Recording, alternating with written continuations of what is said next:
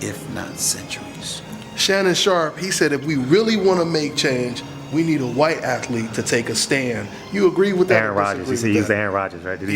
Well, he said that to Skip Bayless a lot of times. It would be nice, but I'm not sure you need it. I'd like to have it, but you don't need it. One of the things that we have to respect is this. White folks ain't black. Yeah, you can sit up there and not, perform acts of hatred, prejudice, racism, violence, whatever, against different segments of our populace.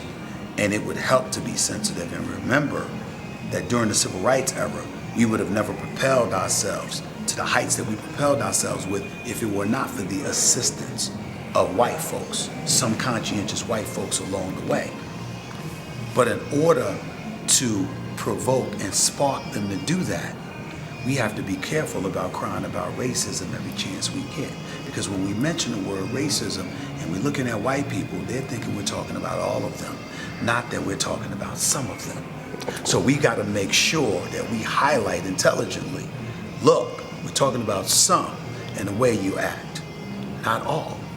Or just the ones that's committing the crimes and getting away with it as well. I'm saying, you're talking about that.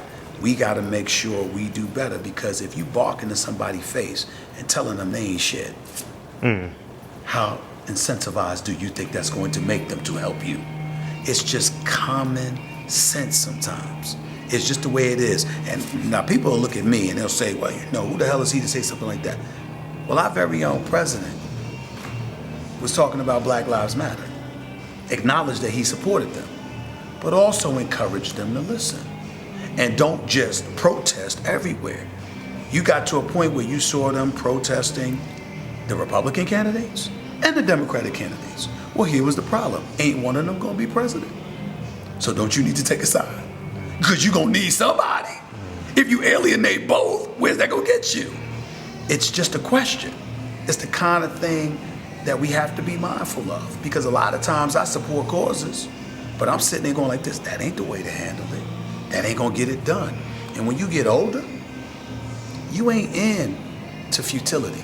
You ain't into doing something that pays no dividends. It's gotta show that there's something at the end of the tunnel. You can't just be barking to be barking. You can't just be venting to be venting. It's about getting it done. And are you doing that? That's what we need to ask ourselves. And we're a resolute people, man. We strong, we're special.